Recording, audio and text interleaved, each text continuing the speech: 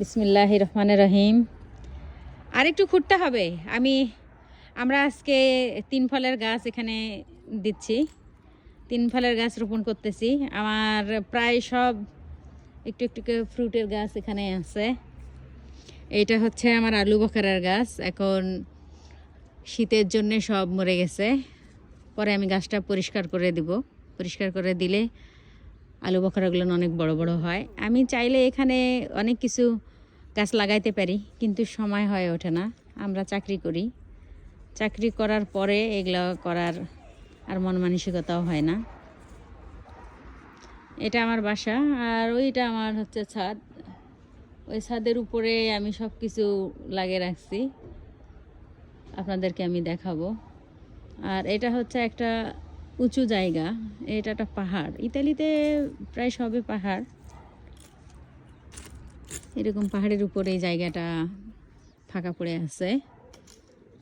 এটা আমার বাসারই একটা পজিশন।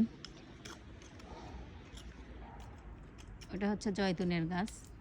জয়তুন গাছ ধরে লাভ নেই, জয়তুন খাই না আমরা এইভাবে, শুধু জয়তুনের তেল কিনে নিয়ে আসে খাই। আমি কিন্তু চাইলে আমার ছাদের টপের থেকে এখানে আমার কচু গাছটা লাগাই দিতে পারি। আমি বাঙালি, তাই আমাকে কচুটা কেন জানি খুব ভালো লাগে। বাংলাদেশে আনাচে কানাচে কচুর গাছ দেখা যায়, আর এখানে আমি টপের মধ্যে লাগিয়ে রাখি। মাঝে মাঝে দু একবেলা খাওয়া হয়।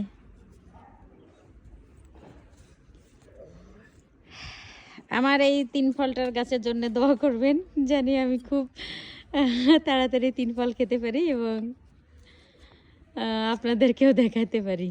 দিতে পারবো না তো দেখাতে পারবো। আমার জন্য দোয়া করবেন। আমার মারি তো খুব পরিশ্রম করতেছে, তাকে একটা ধন্যবাদ জানাবেন সবাই। লুঙ্গি পরে ইতালিতে কাজ করতেছে। এখানে ইতালিতে লুঙ্গি কেউ পরে না, একটু শরম শরম পাচ্ছে। তারপরেও